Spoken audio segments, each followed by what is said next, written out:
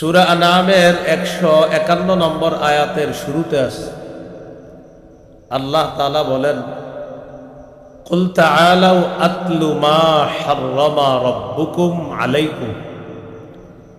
নবী আপনি বলেন, তোমরা আসো, আমি তোমাদেরকে তেলাওয়াত করে শোনাই মা হাররামা আলাইকুম রাব্বুকুম, যা তোমাদের রব তোমাদের উপর হারাম করেছেন তা তোমাদেরকে আমি তেলাওয়াত করে শোনাই।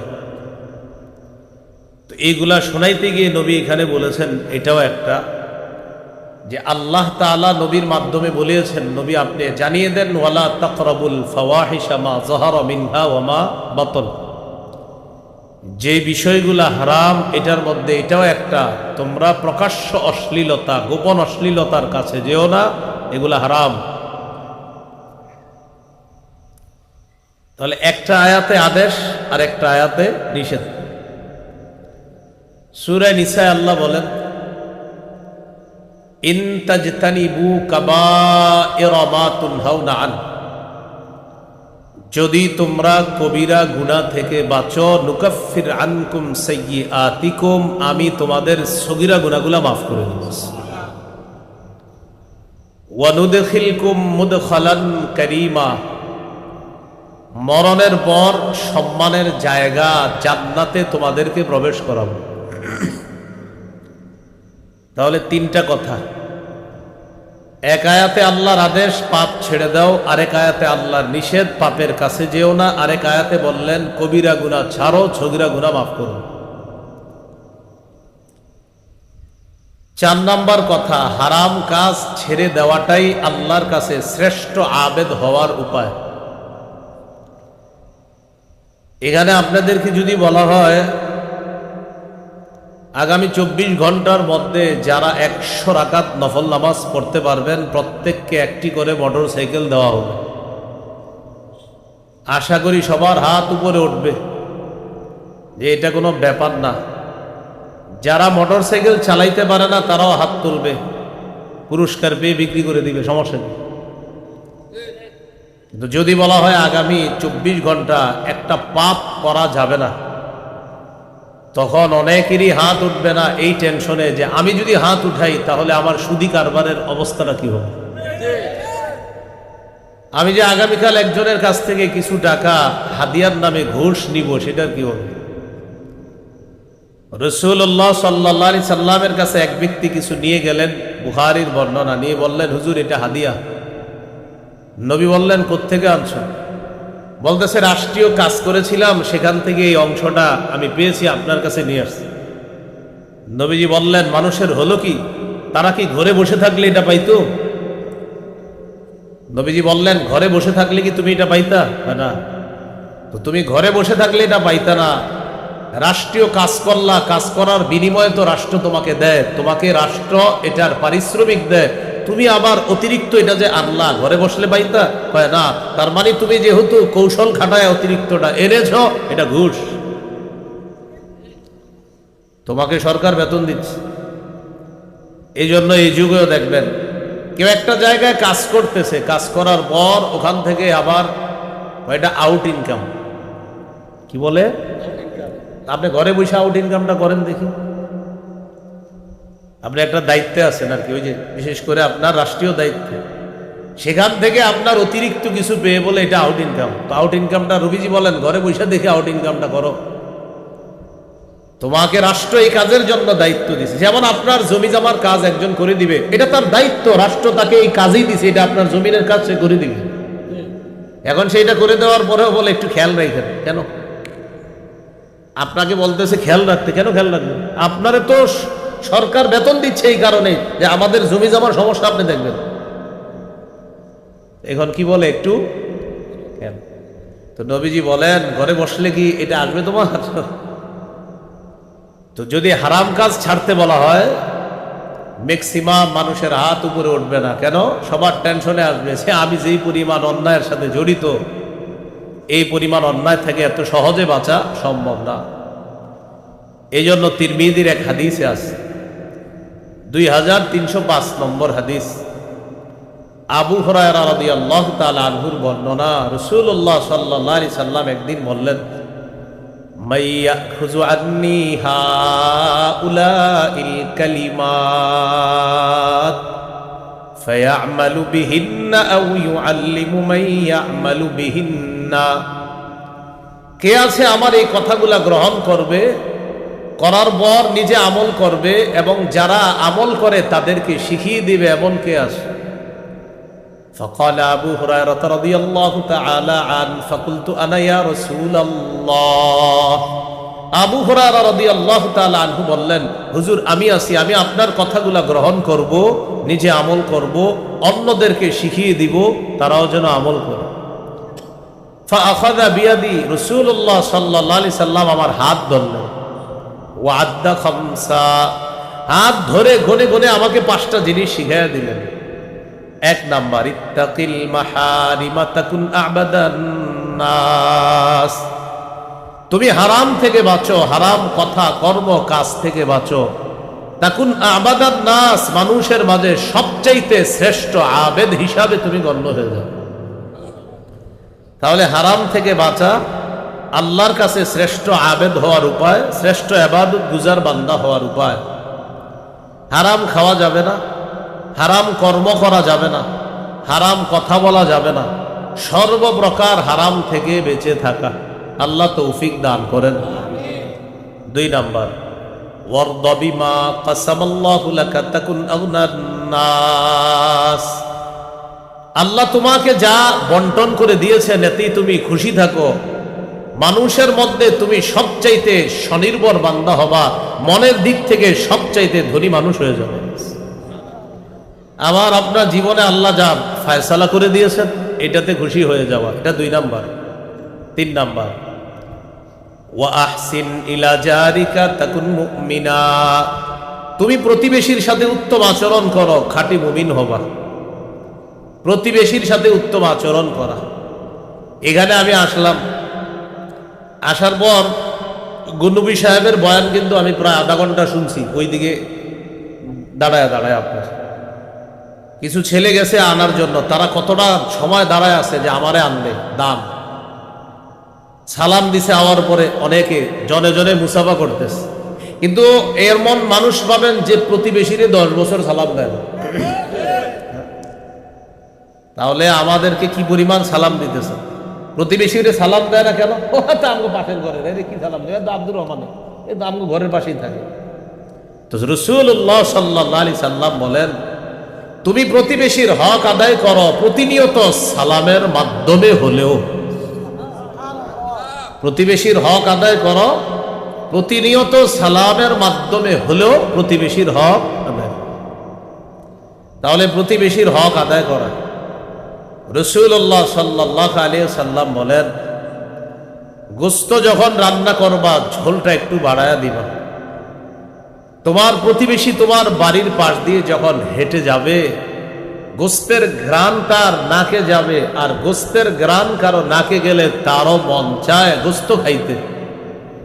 তুমি যদিও গোশত দিতে না পারো, ঝোলটা বাড়ায় রান্না করবা, অন্তত ঝোলের মাধ্যমে হলেও তার চাহিদাটা একটু পূরণ করার চেষ্টা করবা।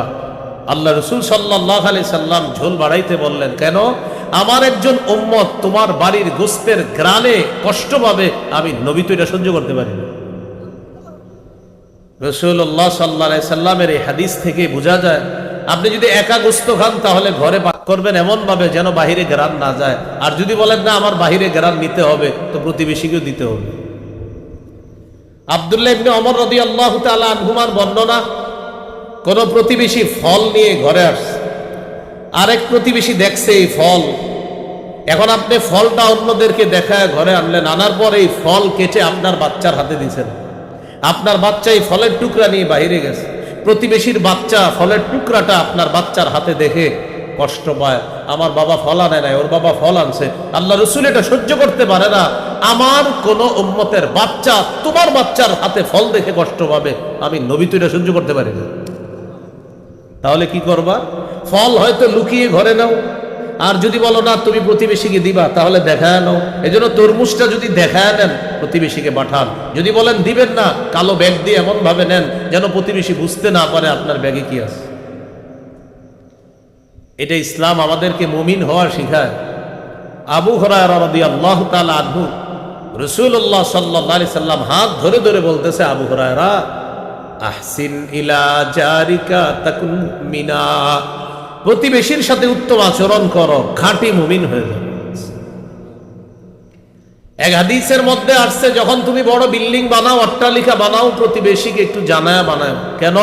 তোমার বিল্ডিং বানানোর পর আমার উম্মত বাতাস না পেয়ে কষ্ট পাবে।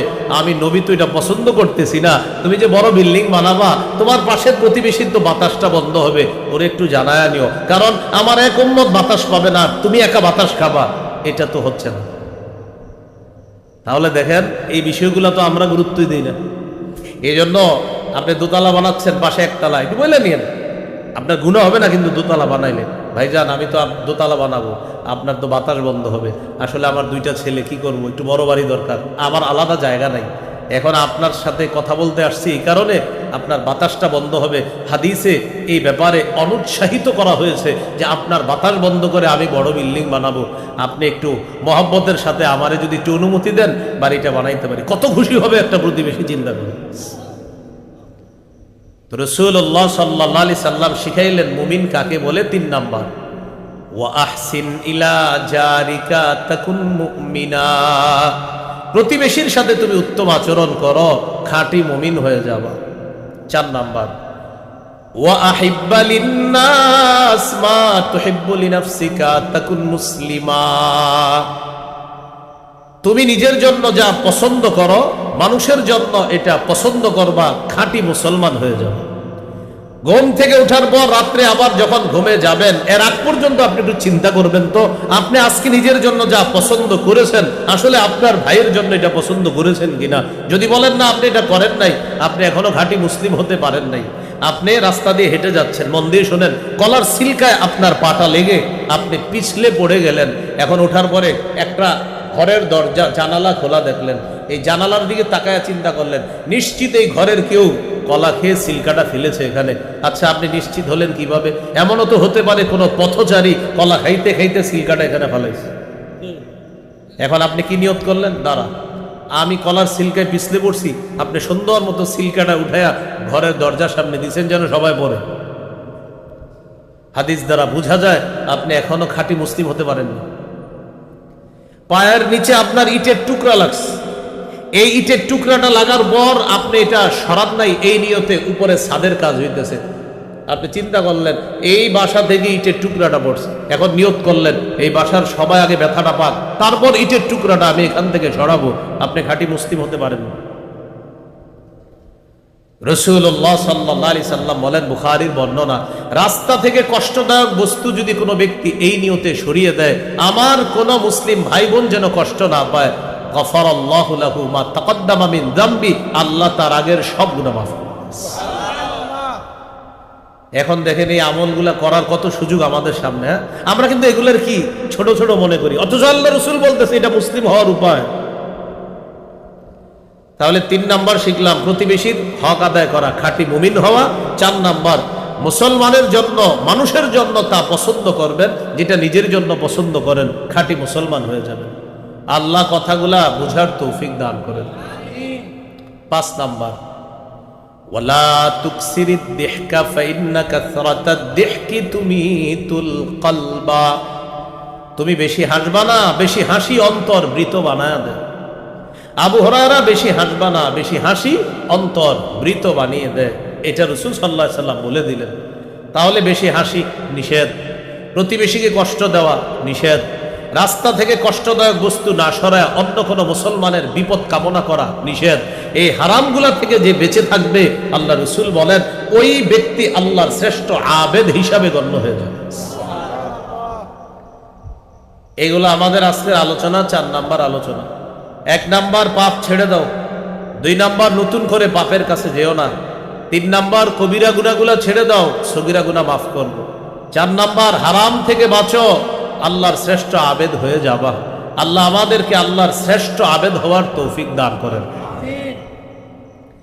হারামের মধ্যে একটা হারাম অশ্লীলতা, বেহায়াপনা, যেটা বৈশাখেও করে, ফেব্রুয়ারিতে করে, আর সর্বদা করে, আর পকেটে তো 24 ঘন্টা এটা আসি।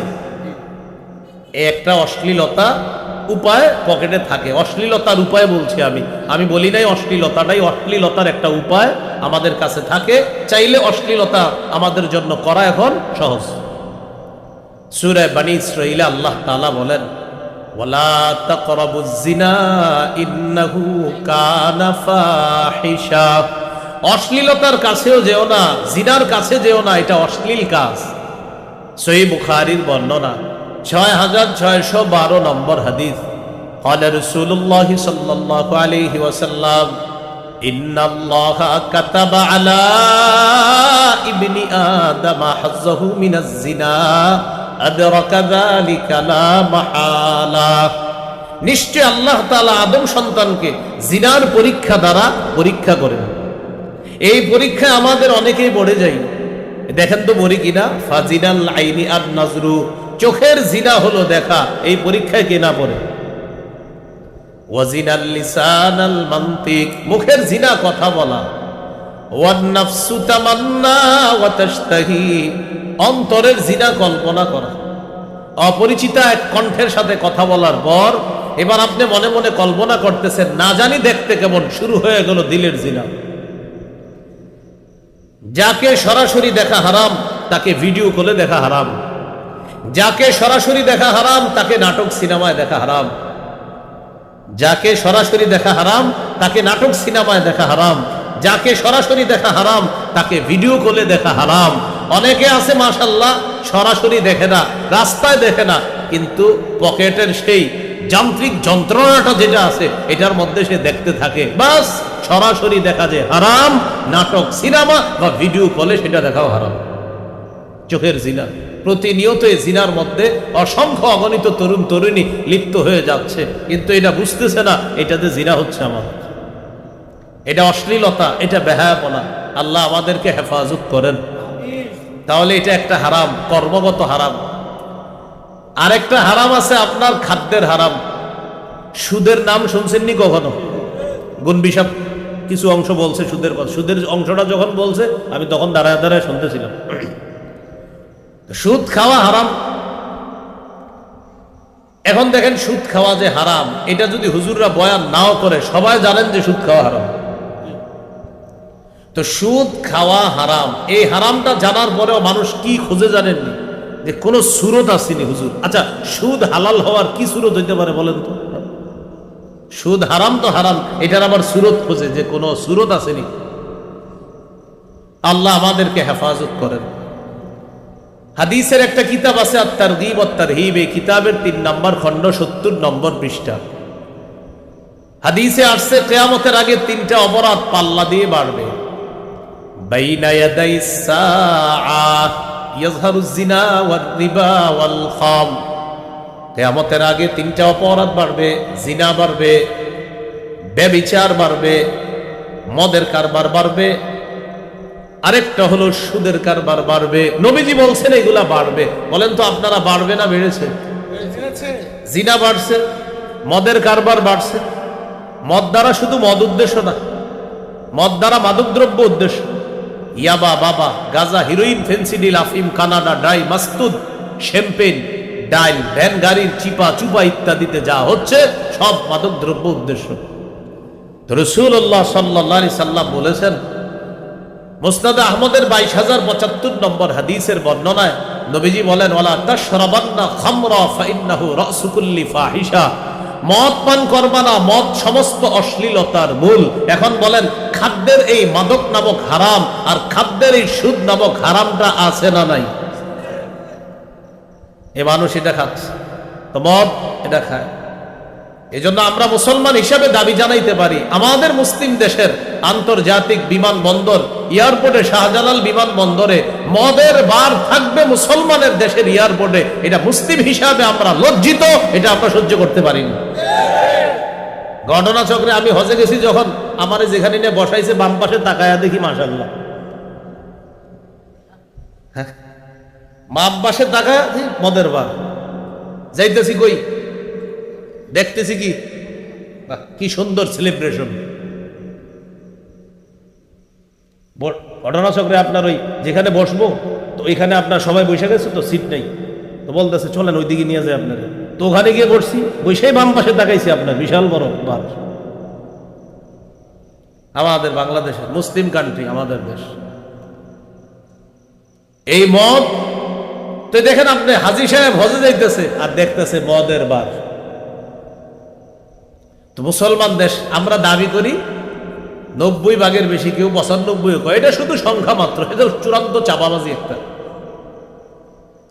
খাঁটি মুসলমান হইতে পারিনি আমরা এখনো, এটাই সত্য কথা।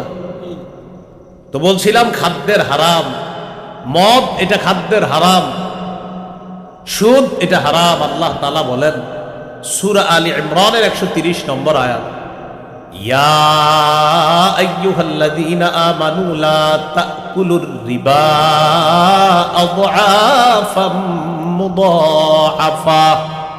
হে ঈমানদারগণ, তোমরা বহুগুণে বৃদ্ধি করে, চক্রাকারে বৃদ্ধি করে সুদ খেও না। চক্রাকারে বৃদ্ধি করার কয়েকটা সিস্টেম। একটা হলো, আপনার কাছ থেকে 100 টাকা ঋণ আনছি আমি, সুদ 10 টাকা, এ আমার 120 টাকা সুদে লাগায়, এ আমার 130 টাকা। মূল টাকা কত? প্রথমে কত টাকার সুদ? 10। ও আবার 100 টাকা ঋণ নিয়ে আরেক জায়গায় 120 টাকা লাগাইছে, ও আবার 130 টাকা। এটা একটা। আরেকটা হলো, আগামী মাসের 1 তারিখে আপনি সুদের অংশ পরিশোধ করার কথা, 2 তারিখ হয়ে গেলে টাকা বাড়বে, 3 তারিখ হইলে টাকা বাড়বে, প্রতিনিয়ত সুদের অংশ বাড়তে থাকবে। আল্লাহ তাআলা বলে দিলেন, বহুগুণে চক্রাকারে বৃদ্ধি করে তোমরা সুদ খেও না। এই সুদের মাধ্যমে অনেক মানুষ আপনার টাকা পয়সা বাড়ায় আর চিন্তা করে হজ করে আমি ভালো হয়ে যাব। হ্যাঁ, কত সোজা যে বিষয়টা আপনি ভাবতেছেন। রাসূলুল্লাহ সাল্লাল্লাহু আলাইহি সাল্লাম বলেন, হারাম থেকে বাঁচো। তাহলে কর্মগত হারাম, খাদ্যের হারাম, কথার হারাম, এই সমস্ত হারাম থেকে বাঁচতে হবে। আল্লাহ হেফাজত করেন। কথার হারাম, মিথ্যা কথা বলা। قال رسول الله صلى الله عليه وسلم إياكم والكذب, মিথ্যা থেকে বাঁচো। فإن الكذب يهدي إلى الفجور وإن الفجور يهدي إلى النار. মিথ্যা থেকে বাঁচো। মিথ্যা পাপের রাস্তা দেখায়, পাপ জাহান্নামের রাস্তা দেখায়। বলি নাউজুবিল্লাহ। আমরা মিথ্যা কথা বলতে অনেক সময় মনে করি এটা খেলায় খেলায় বলে ফেলি। বাচ্চাকে যখন আপনি ডাকেন তখনও মিথ্যা বলা যাবে না। আব্বু এদিকে আসো, তোমাকে চিপস দিব, আপনি আসার পরে তাকে চিপস দেন নাই, মিথ্যা কথা। মাঝে মাঝে বাচ্চারা বলেন, আব্বু আসো আসো আসো, তোমারে মজা দিব, তো আসার পরে আপনি মজা দেন নাই, মিথ্যা কথা। আবু দাউদের হাদিসে আসছে, রাসূলুল্লাহ সাল্লাল্লাহু আলাইহি সাল্লামের এক সাহাবী নাম আব্দুল্লাহ ইবনে আমির, নবীজি তার বাড়িতে আছে। আব্দুল্লাহ ইবনে আমির রাদিয়াল্লাহু তাআলা আনহুর আম্মা তাকে ডাকলেন, তাআল, আব্বু এদিকে আসো। কেন? তোমাকে আমি কিছু দিব। নবীজি বললেন, এই তুমি যে ওরে ডাকলা কিছু দেওয়ার জন্য, কি দিবা? তো তখন তিনি বললেন, হুজুর আমি তাকে উতিহি তামারা, আমি তাকে খেজুর দিব। নবীজি বললেন, আসলে খেজুর দিবা তো? যদি তুমি ডাকার পরেও তাকে খেজুর না দাও, কুতিবাত ইনদাল্লাহি মিনকি কাযিবা, আল্লাহর দরবারে তোমার নামে একটা মিথ্যা লেখা হয়ে যাবে। বলে দেন, এই ভুলগুলো আমরা প্রতিনিয়ত করতেছি। আব্বু এদিকে আসো, মজা দিব, আসার পর দেন নাই, এই কাজ করেন না। আল্লাহ আমাদেরকে হেফাজত করেন।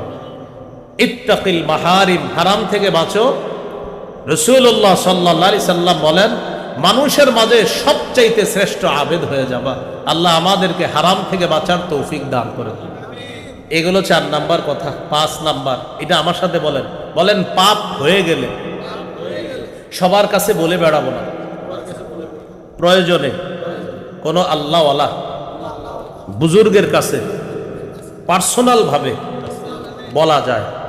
যেমন আজকের পীর সাহেব আল্লামা ফজলে এলাহি দামাত বরকাতুহু, প্রয়োজনে হজরতের কাছে বলেন, ব্যক্তিগতভাবে পাপের কথা বলা যাবে, সবার কাছে বলা যাবে। মানে আমি হুজুরের নাম বললাম, শুধু হুজুর হইতে পারে, আপনাদের এলাকার কোনো বুজুর্গ আলেম হতে পারে, তার কাছে গিয়ে আপনি বললেন, হজরত আমি তো অনেক চেষ্টা করতেছি পাপ থেকে বাঁচতে, আমি বাঁচতে পারতেছি না, আমি কি করব? হুজুরে শুধু পার্সোনাল বলতে পারেন, হয়তো তিনি কোনো উপায় আপনাকে বলে দিবে যে এই এই কাজ করেন, ইনশাল্লাহ আপনি বাঁচবেন। সবার কাছে বলে বেড়াবেন না, সবার কাছে প্রকাশ করবেন না। সহিহ বুখারীর বর্ণনা, রাসূলুল্লাহ সাল্লাল্লাহু আলাইহি সাল্লাম বলেন, কুল্লু উম্মতি মুআফান ইল্লাল মুজাহিরিনা, আমার উম্মতের সকলকে মাফ করে দিবেন বলে আমি নবী আশাবাদী। ইল্লাল মুজাহিরিনা, তবে তাদেরকে মাফ করবে না যারা গুনাহ প্রকাশ করে দেয়। কি করে দেয়? প্রকাশ। নবীজি বলেন, আমার উম্মতের কিছু কিছু উম্মত রাতের বেলা বোকার মতো পাপ করার পর ওয়াকাদ সাতারাহুল্লাহু রাব্বু, আল্লাহ তাআলা তার এই পাপটাকে গোপন করে রাখে। রাতে পাপ করছে, আল্লাহ ওর পাপটা গোপন করে রাখে। সকাল হওয়ার পর বন্ধুদের কাছে বলে, আমিলতুল বারিহাতা কাযা ওয়া কাযা, দোস্ত কালকে রাতে এই পাপ করছি। নবীজি বলে, আহা, ওর পাপটা আল্লাহ ঢেকে রাখছিল, হয়তো ওরে আল্লাহ তওবার সুযোগ দিত, তওবা করত, আল্লাহ ওর পাপটা মাফ করে দিয়ে ওটা পর্দার আড়ালেই আল্লাহ রেখে দিতেন, আল্লাহ প্রকাশ করতেন না, ও বোকার মতো প্রকাশ করে দিল। সকালে বন্ধুদেরকে বলে, কালকে এই নাটকটা দেখছি, এই সিনেমাটা দেখছি, এরকম আপনার বেহায়ার মতো বলে বেড়ায়। এটা করবেন না। সহিহ মুসলিমের বর্ণনা, কিয়ামতের ময়দানে আল্লাহ কোন কোন বান্দার হিসাব আল্লাহ পর্দার আড়ালে নিবে। সুবহানাল্লাহ বলেন। আমাদেরকে যেন আল্লাহ তাআলা প্রথম চান্সে মাফ করে দেয়, প্রথম চান্সে যেন জান্নাত দান করে। বিশ্বাস করেন, উপায় হবে না, মুহূর্তের জন্য আযাব সহ্য করার ক্ষমতা নাই, আসলে নাই। পর্দার আড়ালে ডাকবে, ডাকার পর আল্লাহ বলবে, আতারিফু যামবা কাযা ওয়া কাযা, এই পাপ তুমি স্বীকার করছিলা না অমুক অমুক দিন? বান্দা বলবে, আল্লাহ হ্যাঁ আমি করছি তো, আসলেই তো করছি। আল্লাহ তাআলা তখন বলবেন, তোমার কিছু কিছু ভালো কাজ আছে, আমি আল্লাহ এগুলোর প্রতি খুব খুশি ছিলাম, নাও ডান হাতে আমল নামা দিয়ে দিলাম, পর্দার আড়ালেই তোমার পাপগুলা গোপন করে রাখলাম, প্রকাশ করলাম না, পর্দার আড়ালেই মাফ করে দিলাম। তা আপনি করলেনটা কি? প্রকাশ করে দিলেন, আপনি প্রকাশ করবেন না। এইগুলো আজকের 5 নাম্বার কথা। 6 নাম্বার কথা, আমার সাথে বলেন, যে কোনো পাপ পাহাড়ের মতো মনে করব। বুখারীর বর্ণনা, আব্দুল্লাহ ইবনে মাসউদ রাদিয়াল্লাহু তাআলা আনহুর বর্ণনা, তিনি বলেন, ইন্নাল মুমিনা ইয়ারা যুনুবাহু কাআন্নাহু কাঈদুন তাহতা জাবাল ইয়াখাফু আইয়াকা আলাইহি। ইমানদার বান্দা গুনাহকে মনে করে পাহাড়, এই পাহাড়ের নিচে এসে বসা, যে কোনো মুহূর্তে পাহাড় পড়বে আর সে ধ্বংস হয়ে যাবে। ইমানদার গুনাহকে মনে করে পাহাড়ের। ওয়া ইন্নাল ফাজিরা ইয়ারা যুনুবাহু কাযুবাবিন মাররা আলা আনফিহি। পাপাচার গুনাহকে মনে করে মাছির মতো, মাছি তার নাকের ডগার সামনে দিয়ে যায় আর আসে, কোনো ব্যাপার না। মাছি নাকের ডগার সামনে দিয়ে যায় আর আসে, এটা কোনো ব্যাপার না। আজকে থেকে যে কোনো পাপ আমরা মনে করব পাহাড়ের মতো, আর পাপাচার মনে করবে পাপ, এটা কোনো ব্যাপার না। ইমানদার ফজরের নামাজ ছুটে গেলে তার হয়রানির শেষ থাকবে না, আমার নামাজ ছুটে গেছে। পাপাচারের নামাজ ছুটে গেলে বলবেন, কিরে নামাজ পড়স নাই? তো পড়ি নাই তো কি হয়েছে, কালকে পড়ি, মানে কোনো ব্যাপার না। কালকেও পড়ে নাই, পড়ো নাই কেন? পড়ি নাই তো কি হয়েছে? তুই গত 1 সপ্তাহ পড়স নাই, পড়ি নাই, কি হয়েছে, মানে ব্যাপার না। সে পাপকে কোনো ব্যাপার না মনে করতেছে। আর ইমানদার এক ওয়াক্ত নামাজ ছুটে গেলে তার পেরেশানি, তার টেনশন, তার চেহারা দেখলে মনে হয় 10 কানি জমিন হারিয়ে ফেলছে, আসলে তার এক ওয়াক্ত নামাজ একটু সমস্যা হয়ে গেছে। এ হলো ইমানদারের হালাত। আল্লাহ আমাদেরকে বুঝার তৌফিক দান করেন। এই গেল 6 নাম্বার কথা। বলেন তো ভাই, আমরা পাপকে কিসের মতো মনে করব? আর পাপাচার পাপকে কিসের মতো মনে করে? আচ্ছা, আজকে আপনাদের এখানে উজানি পীর সাহেব হুজুর আসছে না? দেখছেননি আপনারা? এরকম আরো অনেক সময় পীর সাহেবরা আসে না? আচ্ছা, হাসান বসরি রহমতুল্লাহ আলাইহির নাম শুনছেন তো? তিনি বলেন, মা আবাদাল আবিদুনা বিশাইইন আফযালা মিন তারকি মা নাহাকুমুল্লাহু আন। দুনিয়াতে যখন কোন আল্লাহর ওলি দেখবা, দেখার পর বুঝবা আল্লাহর ওলির জীবনের সবচাইতে শ্রেষ্ঠ আমল হলো গুনাহ না করা। আল্লাহর ওলির জীবনের শ্রেষ্ঠ ইবাদত গুনাহ না করা। হুজুর অমুকে বড় আল্লাহর ওলি, মনে হয় অনেক তাহাজ্জুদ পড়ে। হাসান বসরি বলে, না, সে গুনাহ করে না, এটাই তার ওলি হওয়ার উপায়। অমুকে বড় ওলি, কি তাহাজ্জুদ পড়ে অনেক? না, গুনাহ করে না। অমুকে আল্লাহর শ্রেষ্ঠ ওলি, কি করে? অনেক নামাজ পড়ে। সেটা জানি না, কিমনে জানেন আপনি যে ওলি? উনি গুনাহ করে না, এই জন্য ওলি। তো হাসান বসরি রহমতুল্লাহ আলাইহি বলেন, মা আবাদাল আবিদুনা বিশাই, কোন ইবাদতকারী, কোন আল্লাহর ওলি তার জীবনের সবচাইতে শ্রেষ্ঠ ইবাদত কোনটা করে? আল্লাহ যা নিষেধ করছে এটা ছেড়ে দেওয়াটা, এটাই তার জীবনের সবচাইতে শ্রেষ্ঠ ইবাদত। আল্লাহ আমাদেরকে কথাগুলা বুঝার তৌফিক দান করেন। এগুলো আজকের আলোচনার প্রথম অংশ। এখন দ্বিতীয় অংশ, আমরা মূল আলোচনাটা শুনবো দ্বিতীয় অংশ। গুনাহ থেকে বাঁচার উপায়, আপনাদের সামনে গুনাহ থেকে বাঁচার 12টি উপায় বলবো। কয়টি প্রিয় ভাইয়ারা? 12টি। আমি প্রথমে 12টি সংক্ষেপে বলি, এরপর হালকা একটু বিস্তারিত বলে আলোচনাটা আমরা বিসমিল্লাহ। 1 নাম্বার, আখেরাতের ফিকির তৈরি করা। আখেরাতের ফিকির, আপনি আখেরাতকে মনে করতে হবে বেশি। আচ্ছা একটু আমার দিকে তাকান তো, 5 মিনিট পর মনে করেন নিশ্চিত আমি মারা যাব, এরকম যদি হয়ে যায়, আগামী 5টা মিনিট আমার কেমন হবে? 5 মিনিট পরে আমি মারা যাব, মনে করেন কোনোভাবে আপনি জেনে ফেললেন 5 মিনিট পরে, জানা সম্ভব না, আপনি জেনে গেলেন 5 মিনিট পর আর দুনিয়াতে থাকবেন না। এই 5 মিনিট আপনার বন্ধু যদি 10টা গালিও দেয়, কিছু বল, দে আরো দে, কিছু বল, কারণ আপনি জানেন আপনি থাকবেন না। আপনার আব্বা যদি আপনার সাথে একটু কঠিন কথা বলে, হাসি মুখে তাকায় থাকবেন, আব্বা বলেন, আমি 5 মিনিট পরে থাকবো না। আপনার আম্মা কিছু বললেও রাগ করবেন না, ভাই বোন আত্মীয় স্বজন পুরো দুনিয়া কিছু বললো আপনি কিচ্ছু বলবেন না। কেন? বলো তোমরা, বলে নাও, আমি থাকবো না। এবার একটু চিন্তা করেন তো, 5 মিনিট পরে মারা যাব, এটা কোনোভাবে জানতে পারলে, এখন একটা নামাজ আছে, এই 5 মিনিট আগে যে নামাজটা হতো আমার, সেই নামাজটা আমার আপনার কেমন নামাজ হবে? না আমি এই নামাজের পরে আর বাঁচবো না, তো এই নামাজটা কেমন হইতো?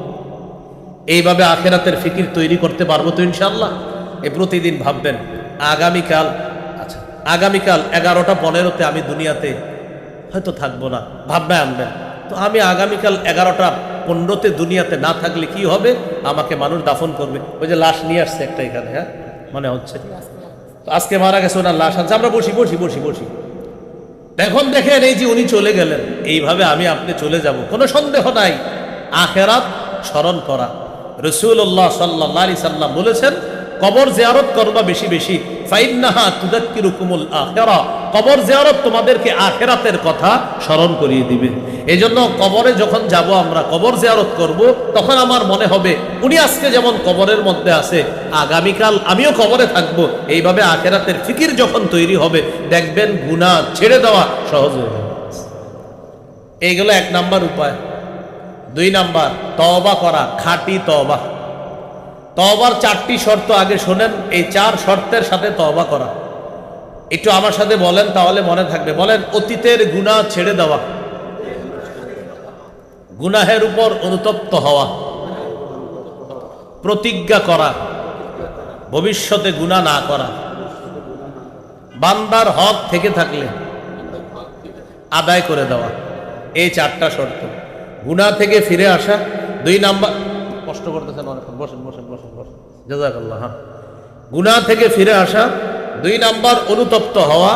3 নাম্বার, প্রতিজ্ঞা করা ভবিষ্যতে এই গুনাহ করব না। 4 নাম্বার, আমার জিম্মায় বান্দার হক থেকে থাকলে এই হক আদায় করে দেওয়া। এই 4টা শর্ত পূরণ করে তওবা করা। সূরা তাহরীমের 8 নম্বর আয়াতে আল্লাহ বলেন, ইয়া আইয়ুহাল্লাযীনা আমানু তুবু ইলাল্লাহি তাওবাতান নাসুহা আসা রাব্বুকুম আইয়ুকাফিরা আনকুম সাইয়্যাতিকুম। হে ঈমানদারগণ, তোমরা আল্লাহর কাছে খাঁটি তওবা করো। এখানে জানাজা হবে বয়ানের পর, জানাজা এখানে হবে বয়ানের পর। আচ্ছা ভাই, আমরা বয়ান শেষ করার পরে ইনশাল্লাহ জানাজা হবে। আমরা যারা আসি বসে যাই, ইনশাল্লাহ বসে যাই, কিছুক্ষণ পরে ইনশাল্লাহ জানাজা হবে। আমরা লাশের জন্য দোয়া করবো ইনশাল্লাহ, বসে যাই সবাই। তো আল্লাহ তাআলা বলেন, তোমরা আল্লাহর কাছে খাঁটি তওবা করো। আসা রাব্বুকুম আইয়ুকাফিরা আনকুম সাইয়্যাতিকুম, আশা করা যায় তোমাদের রব তোমাদের জীবনের সমস্ত গুনাহগুলো মাফ করে দেবেন। তাহলে 1 নাম্বার, খাঁটি তওবা করা। ইবনে মাজার হাদিস 4250 নম্বর হাদিস। ক্বালা রাসূলুল্লাহ সাল্লাল্লাহু আলাইহি ওয়াসাল্লাম, আত-তাইবু মিনাদ-দামবি কামান লা দাম্বা লা। গুনাহ থেকে তওবাকারী ব্যক্তি এমন হয়ে যায় যেন তার কোনো গুনাহই নেই। গুনাহ থেকে তওবাকারী ব্যক্তি এমন হয়ে যায় যেন তার কোনো গুনাহই নেই। এইগুলো আপনার তওবা করার, গুনাহ থেকে এমন ভাবে নিষ্পাপ হয়ে যাবে ইনশাআল্লাহ যেন আমাদের জীবনে আর কোনো গুনাহই নেই। ইবনে মাজার 4251 নম্বর হাদিস। রাসূলুল্লাহ সাল্লাল্লাহু আলাইহি ওয়াসাল্লাম বলেন, কুল্লু বানি আদামা খাত্তা ওয়া খায়রুল খাত্তাইনা আত-তাওয়াবুন। আদম সন্তান সকলেরই পাপ হয়, আর তাদের মাঝে সর্বোত্তম তারা যারা আল্লাহর কাছে তওবা করে। ইবনে মাজার 4253 নম্বর হাদিস। রাসূলুল্লাহ সাল্লাল্লাহু আলাইহি ওয়াসাল্লাম বলেন, ইন্নাল্লাহা লা ইয়াকবালু তাওবাতাল আবদি মা লাম ইউগারগির। আল্লাহ তাআলা বান্দার তওবা ততক্ষণ কবুল করেন যতক্ষণ প্রাণ কণ্ঠাগত না হয়, অর্থাৎ মৃত্যুর আগ পর্যন্ত বান্দার তওবা আল্লাহ কবুল করেন। তাহলে গুনাহ মাফের 2 নাম্বার উপায় তওবা করা, গুনাহ মাফের 3 নাম্বার উপায় বেশি বেশি আস্তাগফিরুল্লাহ পড়া, ইস্তেগফার পড়া। অজু থাকলেও পড়তে পারবেন, অজু না থাকলেও পড়তে পারবেন। গাড়িতে বসে, সফরে, প্লেনে, বিমানে, আপনার হেলিকপ্টারে, ট্রেনে, লঞ্চে, অটোতে, মোটর সাইকেলে, যেখানে বসে আছেন ইস্তেগফার পড়তে পারেন।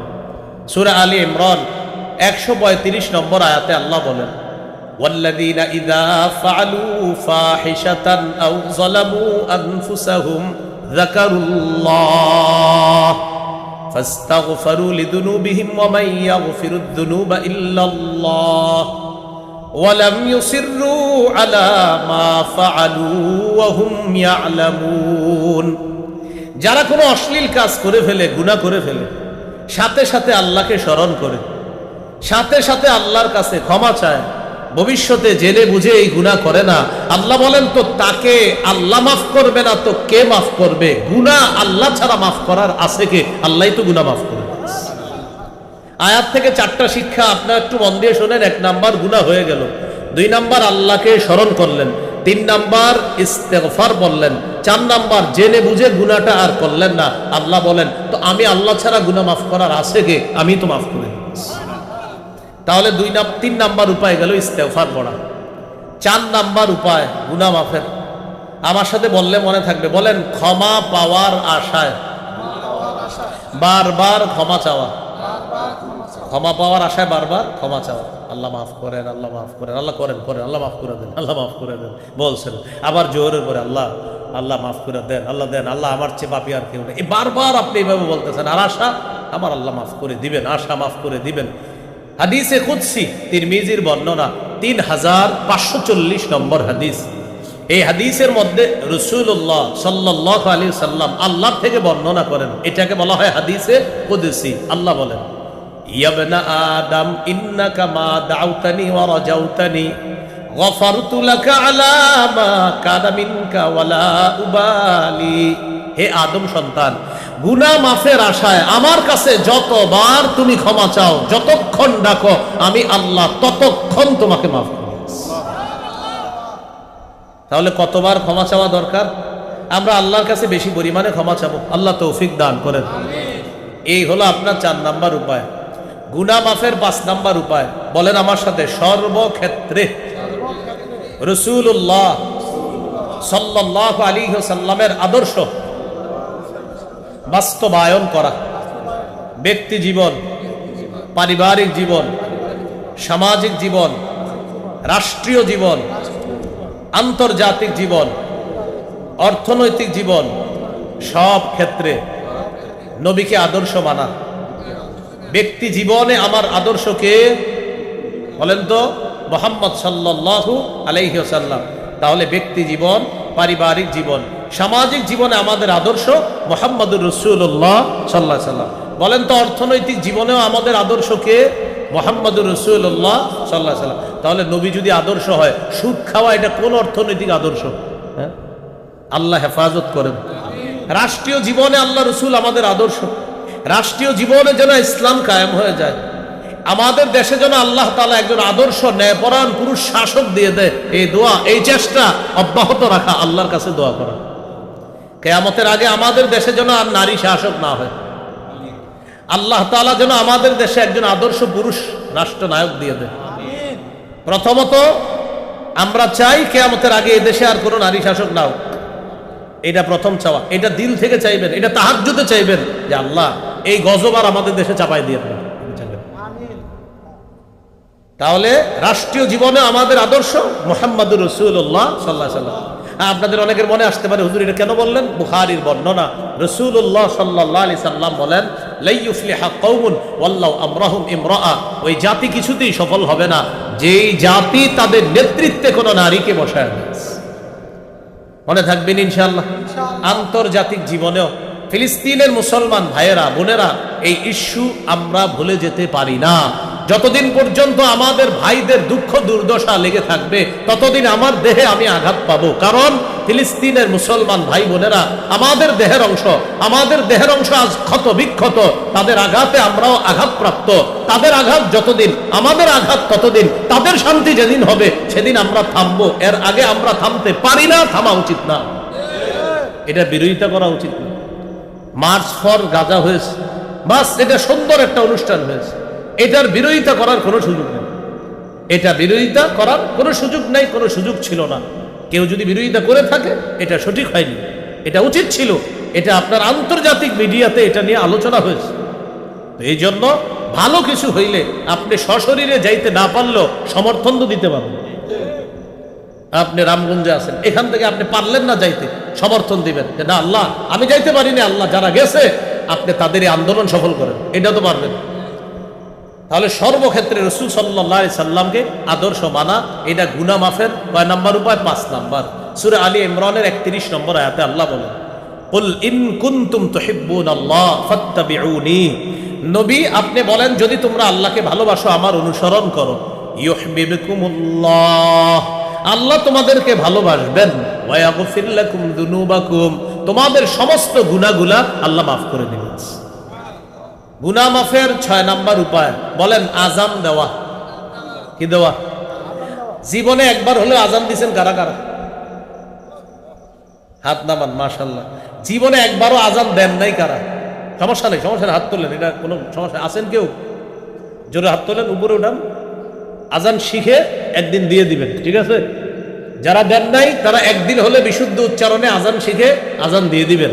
আবু দাউদের 515 নম্বর হাদিস, রাসূলুল্লাহ সাল্লাল্লাহু আলাইহি সাল্লাম বলেন, আল মুআদ্দিনু ইউগফারু লাহু মাদা সাউতিহি, মুয়াজ্জিনের আযানের আওয়াজ যেই পরিমাণ দূরে যায় এই পরিমাণ তাকে ক্ষমা করে দেওয়া হয়। সুবহানাল্লাহ। এই গেল গুনাহ মাফের 6 নাম্বার উপায়। গুনাহ মাফের 7 নাম্বার উপায় 2 রাকাত নামাজ পড়া। এটা আজকে বাসায় গিয়ে পড়ে নেবেন, দেরি করেন না।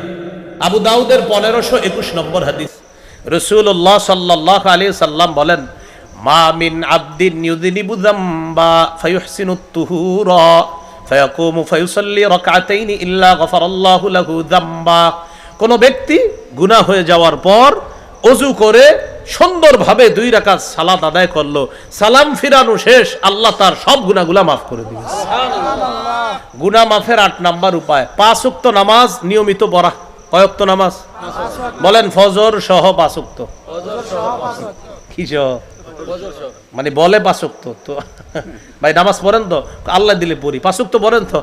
পড়ি 5 ওয়াক্ত। আপনার ওই ফজরটা আর কি একটু ছুটা যায়, এজন্য বলবেন এখন থেকে ফজর সহ 5 ওয়াক্ত। ফজর ছাড়া যাবে না, ফজরও পড়তে হবে। রাসূলুল্লাহ সাল্লাল্লাহু আলাইহি সাল্লাম বলেন, মান সাল্লাল গাদাতা ফি জামাআ, যে ব্যক্তি ফজরের নামাজ জামাতে পড়লো, ফাকা আন্নামা সাল্লাল লাইলা কুল্লা, সে যেন সারা রাত নামাজ আদায় করলো। মান সাল্লাল ইশা ফি জামাআ, কেউ যদি এশার নামাজ জামাতে পড়ে, ফাকা আন্নামা কামা নিসফাল লাইল, এশার নামাজ জামাতে পড়ে আপনি ঘুমায়া গেলেন, ঘুমের থাইকাও অর্ধেক রাত দাঁড়িয়ে থেকে ইবাদতের সওয়াব পাবেন। ঘুম থেকে উঠা ফজর জামাতে পড়লেন, সারা রাত নামাজের সওয়াব পাবেন। এই জন্য ফজরের সময় উঠতে দেয় না কে? শয়তান। ওর সাথে যুদ্ধ করতে হবে। ঘড়ির অ্যালার্ম বা মোবাইলের অ্যালার্মটা দূরে রাখবেন, বালিশের কাছে রাখবেন না। বালিশের কাছে রাখলে কি হবে জানেন? আপনি বারবার বন্ধ করবেন। এই জন্য দূরে রাখলে কি হবে? অ্যালার্ম বাজলে আপনার মেজাজ খারাপ হবে। আরে এই আরি কইতে কইতে কি হবে? আমার মেজাজ খারাপ হয় দূরে যখন বাজে। আরে থুর, কেউ বন্ধ করে না কেন? তখন কি হবে? উপায় নাই, আপনি উঠেই বন্ধ করতে হবে। যখন আপনি উঠে গেলেন দেখবেন শরীরের একটা ক্লান্তি, একটা দুর্বলতা কেটে যাচ্ছে, তখন আপনার মনে মনে কি আসবে জানেন? উইঠা যখন গেছি ফজরটা পড়ে আসি। সুবহানাল্লাহ। এই জন্য বুখারীর বর্ণনা আসছে, রাসূলুল্লাহ সাল্লাল্লাহু আলাইহি সাল্লাম বলেন, ইয়াকিদু শাইতানু আলা কাফিয়াতি রাসি আহাদিকুম সালাসা উকাদিন ইযা হুয়া নামা, তোমাদের কেউ যখন ঘুমাও শয়তান মাথার খুলিতে 3টা গিট মারে, প্রত্যেকটা গিটের সময় বলে আলাইকা লাইলুন তাওয়িল ফারকুত, এইভাবে রাত অনেক লম্বা, ঘুমাও ঘুমাও। কি বুঝে আসছে নি? জি জি। কয় রাত অনেক লম্বা, ঘুমাও ঘুমাও। এইভাবে 3টা গিট দেয়। দেওয়ার সময় যখন এই গিটগুলা দেয় আর বলে এই ঘুমাও ঘুমাও, রাত লম্বা। তো যখন আপনি ফজরের সময় উঠেন, উঠা যখন আলহামদুলিল্লাহিল্লাযী আহইয়ানা বা'দামা আমাতানা ওয়া ইলাইহিন নুশুর। আল্লাহ নামটা নেন, ইন হাল্লাত উকদা, 3 গিটের 1 গিট খুলে যায়। রইল কয়টা? 2টা। ফাইদা তাওয়াদ্দা, যখন ওই ব্যক্তি ওযু করে, ইন হাল্লাত উকদা, আরেকটা গিট খুলে যায়। রইল কয়টা? 1টা। এরপর যখন ফাইন সাল্লা, ফজরের নামাজটা পড়ে, ইন হাল্লাত উকদা, 3য় গিটটা খুলে যায়। ফাসবাহা নাশীতান নাফসি, উদ্যমতার সাথে উৎফুল্ল মনে তার সকালটা সে শুরু করে, একটা আলাদা চাঙ্গা ভাব নিয়ে তার সকালটা শুরু হয়। সুবহানাল্লাহ। এজন্য এই জায়গায় যারা ফজর নিয়মিত পড়ে তাদের কাছে জিজ্ঞাসা করেন তাদের সকালটা কত সুন্দর হয়। যারা ফজর পড়ে আলাদা একটা ভালো লাগা কাজ করে। আর যারা ফজর পড়ে না, নবীজি বলেন ফাসবাহা কাশীতান নাশীত ফাসবাহা খবিসান নাফসি কাসলানা, ওই ব্যক্তি খারাপ একটা মন নিয়ে ঘুম থেকে ওঠে, অলসভাবে উঠে, ওইঠে আপনার বোনের সাথে, বিবির সাথে, মার সাথে ঝগড়া করা শুরু করে। আমার ব্রাশ কো, আমার গামছা কো, আমার লুঙ্গি কো, ঝগড়া শুরু করে ঘুম থেকে উঠে। ওই দেখবেন আপনি ঘুম থেকে ওইটা শুরু করে। পরোটার সাথে বাজি ভালো পাক হয়েছে, সব ঠিক আছে, আর বাজি এমন কেন? মানে ওই যে ফজর পড়ে নাই তো, এই জন্য বাজিও হের ভাল লাগে না। দেখবেন আপনারা যারা ফজর পড়ে ওদের কাছে সকালটা পুরাই ভালো লাগে। আর যারা ফজর পড়ে না, মার সাথে ঝগড়া করে, বোনের সাথে ঝগড়া করে, বাজি পছন্দ হয় না, হোটেলে গিয়ে ডিম চায়, ওই ডিম হের ভাজা পছন্দ হয় না, ঝগড়া। এই মেয়ে কি দাও তোমার, ডেলি নাস্তা করি। ওই যে ফজর পড়ে নাই, হজরতের মেজাজ খারাপ। আল্লাহ আমাদেরকে বোঝার তৌফিক দান করেন। এই যে কথাটা বললাম না, আপনারা অনুধাবন করবেন, দেখবেন যারা ফজর পড়ে না, খিটখিটে মেজাজ থাকে সারাদিন, ফজর পড়ে নাই। আল্লাহ আমাদের এই ভাই যারা আছে আমরা এখানে সকলকে আল্লাহ ফজর সহ 5 ওয়াক্ত নামাজি বানায় দেন। তাহলে কয় নাম্বার গেল? 8 নাম্বার। 5 ওয়াক্ত নামাজ পড়া গুনাহ মাফের উপায়। সহিহ বুখারীর বর্ণনা 526 নম্বর হাদিস। এক ব্যক্তি আসছে নবীজির কাছে, হুজুর আমার গুনাহ হয়ে যায়।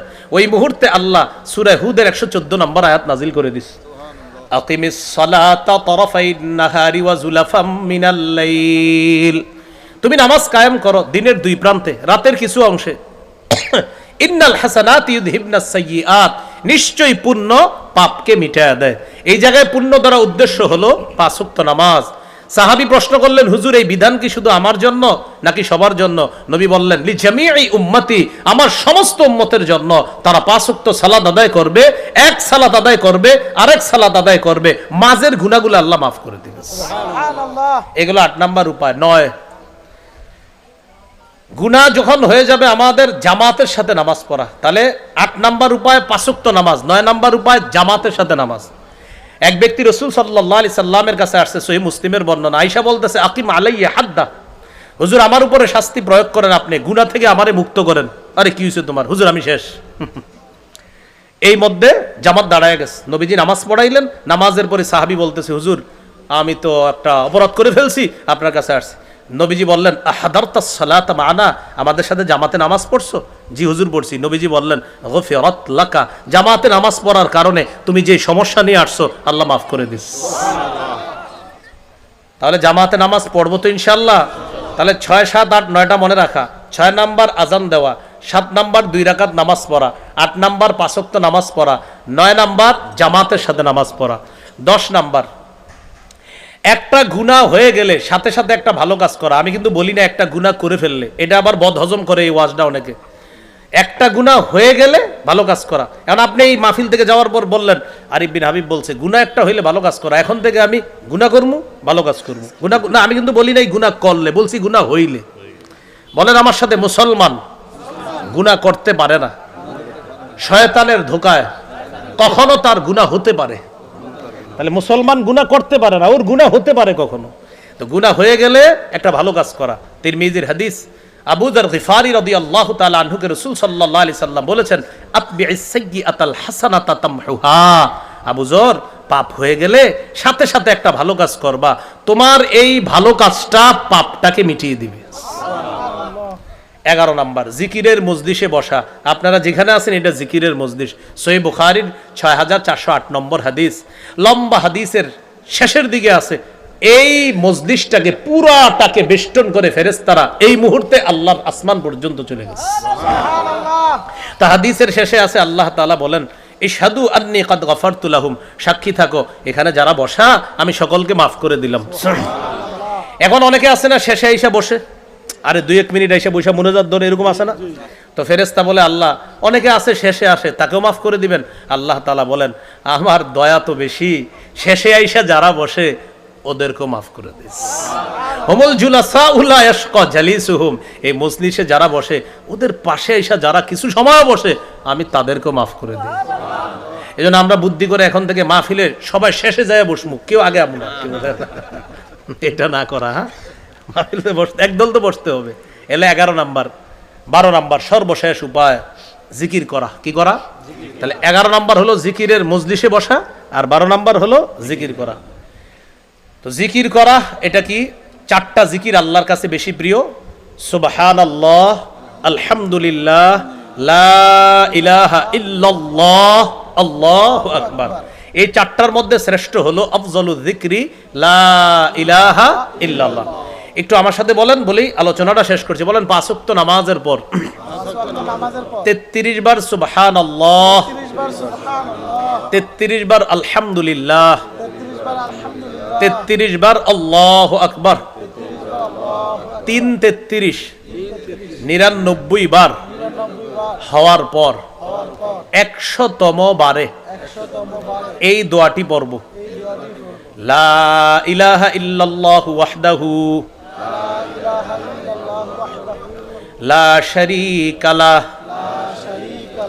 লাহুল মুলকু ওয়া লাহুল হামদ ওয়া হুয়া আলা কুল্লি শাইইন কাদির। এই আমলটা যারা করবে গফিরাত খাতায়াহু ওয়া ইন কানাত মিসলা জাবাদিল বাহরি, সমুদ্রের ফেনা পরিমাণ গুনাহ আল্লাহ মাফ করে দিবেন। সুবহানাল্লাহ। এই আমলটা মসজিদে মসজিদে টানায় দিবেন। আমার এই যে যুবকগুলা রিসিভ করে আনছে আপনাদেরকে দায়িত্ব দিয়ে যাচ্ছি, আপনারা নিজ উদ্যোগে কিছু ব্যানার পোস্টার বানায়া মসজিদে ফ্রি বিতরণ করে দিবেন ইনশাআল্লাহ। এই খেদমতটা একটু করেন আল্লাহর রাস্তে। নামাজ পরবর্তী আমলগুলা আজকে মাহফিলে যিনি সভাপতি সাহেব ওনার সাথে আপনারা কথা বলে ইনশাআল্লাহ নামাজ পরবর্তী যে সুন্নাহ আমলগুলা এগুলা সুন্দরভাবে একটা পোস্টারের মতো, মানে ভালো মানের একটা ব্যানারের মতো করে এটা অন্তত 10টা মসজিদ টার্গেট নেন আপনাদের আশেপাশের, যে আমরা এই 10টা মসজিদে এই খেদমতটা করব। করা যাবে না ইনশাআল্লাহ? আল্লাহ তৌফিক দান করেন। আজকের যে আলোচনাগুলা, আমার একটা সংকলন আছে মিম্বরের আমানত, এই মিম্বরের আমানতের 9ম খণ্ডের সর্বশেষ আলোচনা আজকের আলোচনাগুলা, আর 10ম খণ্ডের প্রথম আলোচনাগুলা পাবেন আজকের আলোচনার প্রথম অংশটা। আজকের আলোচনার প্রথম অংশ পাওয়া যাবে 10ম খণ্ডে, আর শেষের অংশটা পাওয়া যাবে সম্ভবত 9ম খণ্ডে। অনেকগুলা খণ্ড এখানে আছে, যাদের প্রয়োজন হয় আপনারা গাড়ি থেকে, গাড়ির কাচ না ভেঙে ওখান থেকে সংগ্রহ করে নেবেন ভদ্রভাবে। হ্যাঁ, গাড়ির কাচ না ভেঙে ওরা নিয়ে এসেছে, ওদের কাছ থেকে সংগ্রহ করে নেন। সবগুলা বই আপনাদের সংগ্রহে রাখেন, একদম ওলামায়ে হযরত সহ সর্বসাধারণ নারী পুরুষ সবাই পড়তে পারেন সবগুলা। ওদের কাছ থেকে বলে বলে নিয়েন। শিরিক বেদাতের একটা আছে, আর একটা আছে আপনার অধিকার আছে। লা ইলাহা ইল্লাল্লাহর ব্যাখ্যা একটা কিতাব, নামাজ সম্পর্কে একটা, আর নামাজ আর নাপাকের মাসালা নিয়ে 2টা কিতাব, 7 নাম্বার 8 নাম্বার খণ্ডটা। 9 নাম্বার খণ্ড হলো যাকাত, রমজান, গুনাহ, পাপ ইত্যাদি। 10 নাম্বার খণ্ড হলো এই যে হজ। এরপরে কোরবানির পশুটা কেমন কিনবেন, নাক কেমন হবে, কান কেমন হবে, চোখ কেমন হবে, দেখতে কেমন হবে, এই আলোচনা 10ম খণ্ডে। 10ম খণ্ডটা জরুরিভাবে নিয়ে পরে ওইভাবে গরুর বিস্তারিত বিবরণটা পড়ে এরপরে গরু কিনতে যাবেন। হ্যাঁ, পরে ইনশাল্লাহ দেখবেন আর কোনো ঝামেলা হবে না ইনশাল্লাহ। আল্লাহ আমাদের সকলকে আজকে যে কথাগুলো শুনলাম বললাম আমল করার তৌফিক